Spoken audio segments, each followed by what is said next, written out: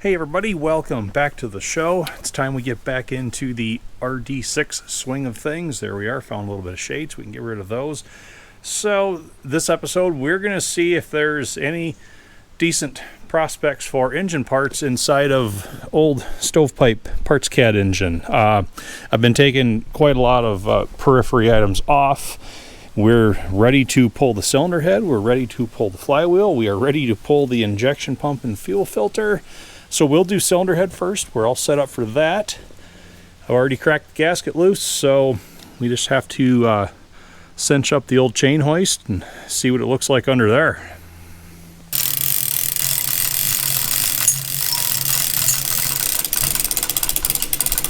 And I'll be going through the disassembly here pretty quickly because you've already watched me do all of this on the narrow RD-6, old 1768. This is just about finding out what's inside of this one.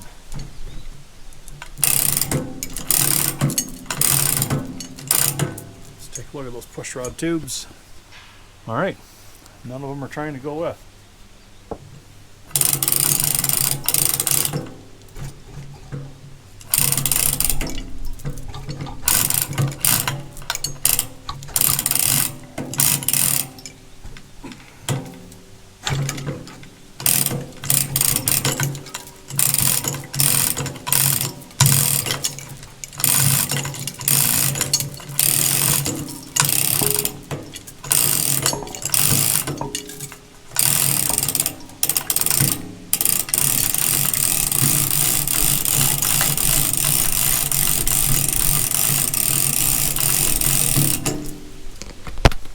As long as we're right here, we might as well get our first look at the bottom of the cylinder head.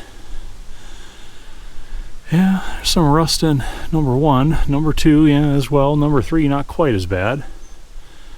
Valves, as of right now, look like they have decent margins, but boy, it looks like there could be a lot of rust pitting in there.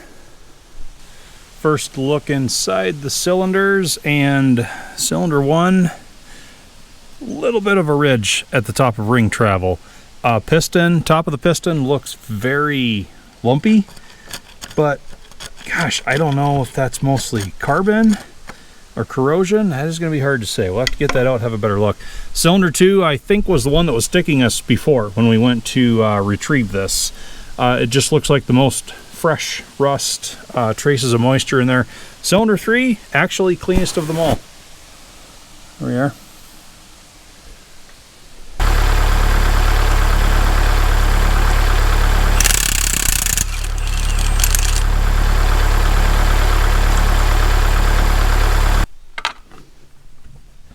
We'll work the flywheel off, and remember again, when we were salvaging this, I noted how the ring gear had loosened on the flywheel and actually opened up about a 1/4 inch gap.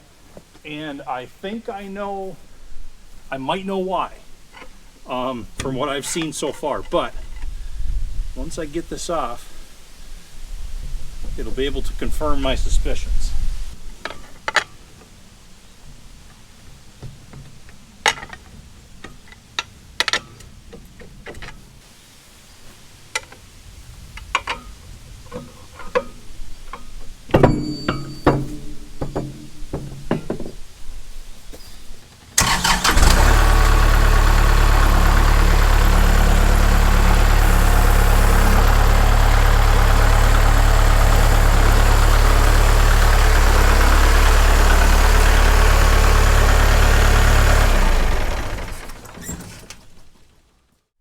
Okay, so it turns out my theory was only half right now that we get a better look at this. So of course, that's the gap that the ring gear opened up on the flywheel, and the old tack welds that they used to just kind of glue it in place. This one started out right here, so that's how far that's also spun, about that far. It's moved. So my theory was they just replaced the ring gear, and instead of trying to redo the Dutch key locks, they just welded it. And of course, these had 4 Dutch key set screws, one right here, one right there, one there, and the other one right there. And of course, a Dutch key lock is where they would have drilled a hole half in the ring gear, half in the flywheel, threaded it, and put a set screw in there to lock it. Well, turns out they did replace the ring gear. I was right about that. but they didn't replace it with the right one. This one has the cutouts, or is the later design, 3 cutouts like that would have had heavy-duty washers that bridged into the cutout onto the flywheel, and then would have had a threaded hole for a large machine head screw to hold those washers on, permanently locking the ring gear. And to go one step further, I'm betting they also did not buy this ring gear. I'm betting that's the original ring gear from that much later engine that was put on that Diesel 40 back end. So because the Diesel 40 back end had the thermoid link style clutch, they needed to also keep the thermoid link style clutch flywheel. This newer engine had the newer clutch that did not use the thermoid links, so it had a completely different flywheel altogether. But the ring gear that was on the Diesel 40 flywheel was probably, well, broken enough that they decided, let's swap this other good one over from that new engine, and then they discovered it was 2 different styles, and they're like, let's just put it on and glue it. So I'm betting that's the reason why that ring gear has looked so nasty this whole time. Okay, chain hoist at the ready. The injection pump and fuel filter housing is coming off next, and being a later engine, this has the newer style, what I call the small block injection pump. It's not that great big cinder block sized, well, big block injection pump like came off of the narrow RD-6 a few episodes back.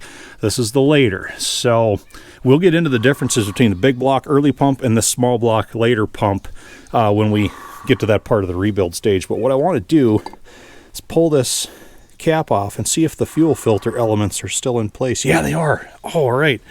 So this is good news, because these are the same style filter elements that go into my wide RD-6, because my wide RD-6 has this small block pump as well. 2 springs, hold pressure down on them. Yep, and it's the old edge filters. All kinds of discs stacked up, and these discs have these holes that go up through the center. Interesting brass knurling at the top. Yes, we have the filter elements still in place. Usually you take that cap off and these have just been discarded. Both of them are here and they both look like they're in good shape. So, all right, that's a bonus.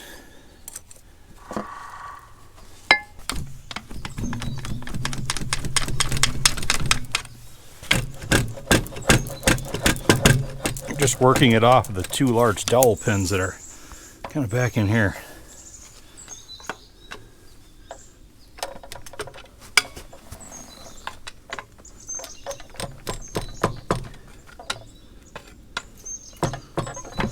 There we are. We got it off the bottom one. That's the one we were waiting on.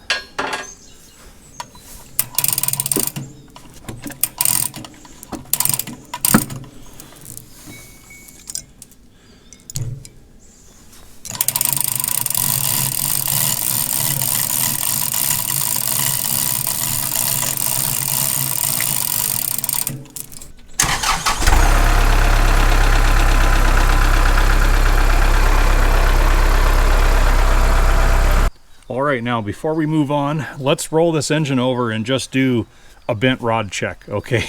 This isn't going to be scientific, but this should tell us if we're looking better than the first engine we took apart that had 2 bent rods. So we're watching number 1, see where it comes up. This is all just going to be by eye. Yeah, we are almost flush with the top of the liner, alright? Number 2 now. And, yep. Looking good. And number 3. Yeah, all right. Well, we're starting out better than the last time.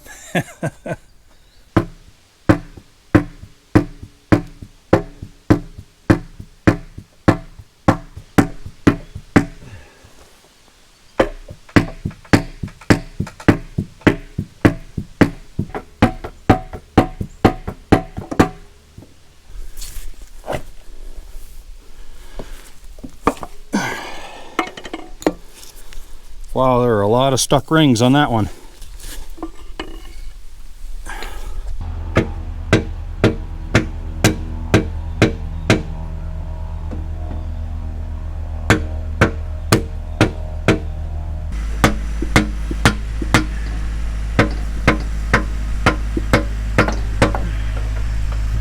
This one had a lot of nasty stuff coming out of it.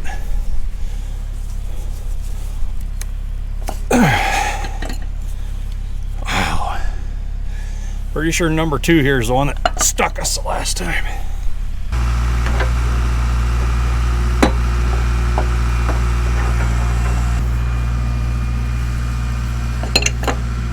Number 3 almost looks better than the other 2.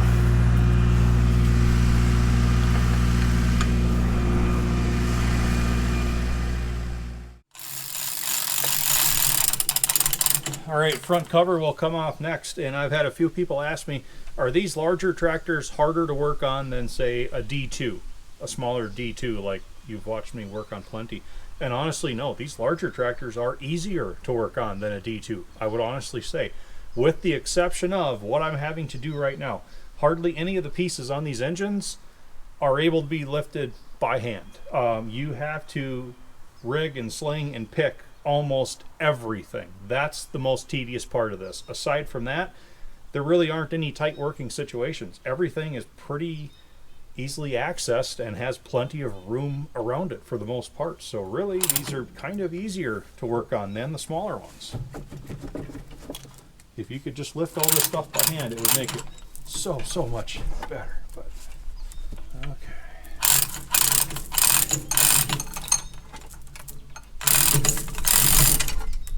There we got enough to hold it. Yeah.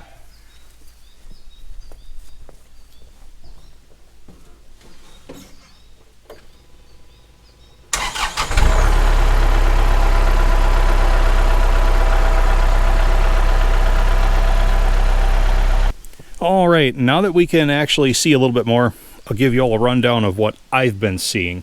You watched the pistons come out.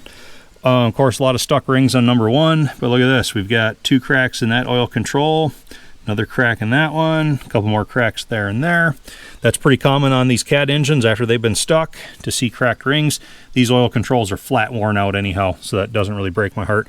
Number 2, of course, that was our rusty one. I can still see a crack in that oil control there, but that illustrates why after an engine's been stuck, even if I can get it freed up, I still take it completely down, clean it out, and make it right, because all this stuff is still in there. You're going to make that engine eat that if you try to run it.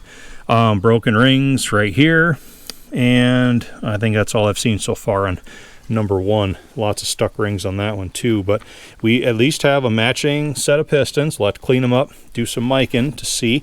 We've got a matching set of rods. I don't think any are bent, but the engine, I think the elements have really gotten to it. Look at all that rust in there. That's from condensation. That rust line on the cam, that was up towards the top before we started moving everything. Crank journals, not the best. Number 1's got some rust damage. We probably won't see it really well from here. 2 and 3 are somewhat better, but I'm not holding high hopes for bearing clearance. A couple of those rods, I could feel a click on them when I had the wrench on the castle nuts taking the caps off.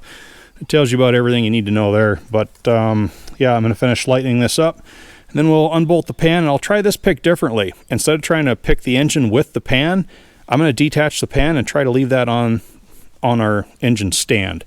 That should hopefully be a little bit easier for the Kubota to lift.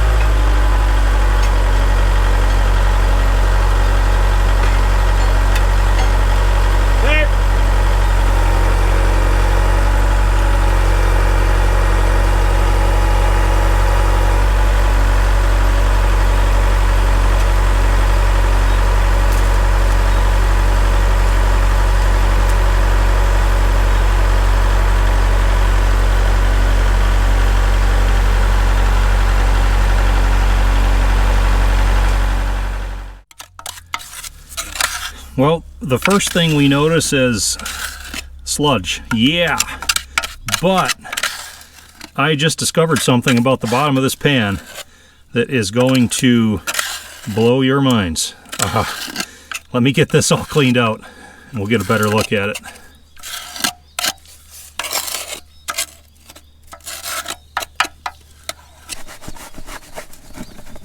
Okay, post-mortem, quite literally, on the oil pump.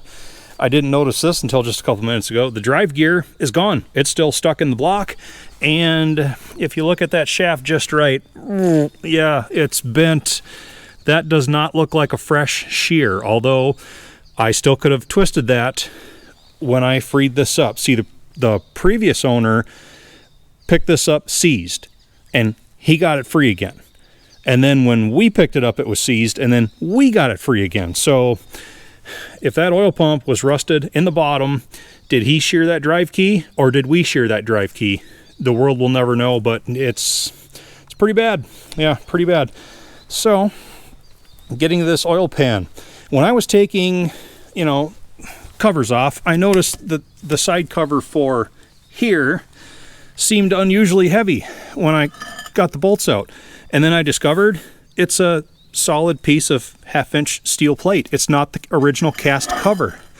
See up there where the old torch lines are? They kind of ground it. Yeah, so whatever. Something happened along the way. They broke that side cover and they replaced it with heavy steel plate. Okay. Well, I start scraping the sludge out of the bottom of the pan, and then I realize they broke a lot more than just that side cover. Look at all the brazing in here, and this whole bottom of the pan is 1/2-inch steel plate, just like this side cover. And yeah, see, that's where you see the brazing line goes all the way around there, and then it comes up through here. There's a lot of the old crack left right there, quite a bit around there, up into here. So this was probably the impact zone here, which explains how they probably cracked out that side cover in the process. And then they even brazed the oil plug drain bung into the bottom of that plate, that patch. They worked awfully hard to save this pan. And I wanted to take it off the stand to show you all the bottom side, because that's even more impressive. All of the brazing out here. I mean, look, that's a white bead. They did all the way around, down here, back up again. And here's something that I didn't see from the inside. They went most of the way up this corner, up this edge, just chasing damage. They brazed a lot there. And yeah, here's something else that's neat too. So they brazed in the threaded bung for the drain plug, but look at this. They also welded a couple of steel features on here that replicate how the original casting was formed on the bottom of this pan, because all the cats have that raised bump that comes up here and protects the drain plug from anything that may be dragging along the bottom of the pan. They put some serious work into this, trying to make it as functional again as possible. It certainly is neat, but honestly, this pan is destined for the scrapyard. It's just seen too much, and I'm afraid a lot of that engine's probably going to go to the scrapyard too. But poor old stovepipe. If these old tractors could talk, the stories they could tell. All right, everybody. It's the following day. I haven't got anything else taken apart on the stovepipe engine yet, because we've been busy today. Senior's offloading the Kubota. Looks like that's going well. All right, we went back after stovepipe's dozer blade this morning. So these were the last pieces. It's all hauled. I've got a few pieces of it in the back of the red truck up there as well, but these are the big ones. And yeah, this is all going for scrap. You see, it's really in rough shape. They've worn this clear down into the frog. Pivots are all shot, cracking, breaking. Lots of patching going on the C-frame. Look at that. The bushing's ready to fall out. So to make it easier to load, I went and I split the C-frame right up there at the front where the pivot is. That center pivot for the main blade. Nothing here I want to save. Gosh, these were just so overly built, way too heavy for those D6 size tractors, and that diesel 40 just tore them up. So it's heading on into scrap. And I know what some of you are thinking. You're wondering, Squatch, are you feeling okay cutting all this old stuff up? Seems a bit out of character, and I'm feeling fine about it. And I can show you why. So remember, Stovepipe 40 here and the narrow RD-6 both had this same LaPlanchote heavy dozer blade. They anchored off to the track frames. Not only did that tear the track frames up, but when you lifted those heavy blades, it put all the weight right here at the front, and these would literally stand on their idlers anytime the blade was off the ground. And look at Stovepipe's idler here. Crack, crack. We've got a flat spot. Got another crack here, another crack right there. All the way around, cracks, flat spots. It was just way too much weight, put way too far forward on these chassis. You can see the damage on 1768 as well. Bent that heavy channel. All of those holes torched out, worn rough. This side over here has been plated. That's a patch someone's put in at one point because that wore so loose. And the front idler's off of 1768. Look at the crack, starts right about there and continues on next to that center rib all the way until there. Picks up right through there again. Flat spots, boom, boom. Just way too much front end weight added to these tractors that weren't even meant to be pushers. They were still being designed in an age when Caterpillar was still mainly focused on drawbar pulling. So I think we'll call this episode right here. I've got the parts engine disassembled to the same state as the engine out of 1768. So I need to make a few brackets now, some new ones, so that we can flip these over and start working on everything that's inside of the crankcase. I've got a few things to put away over there as well. And then cover up. I think you can hear wind is kicked up. We've got some weather blowing in. So I hope you all enjoyed this episode.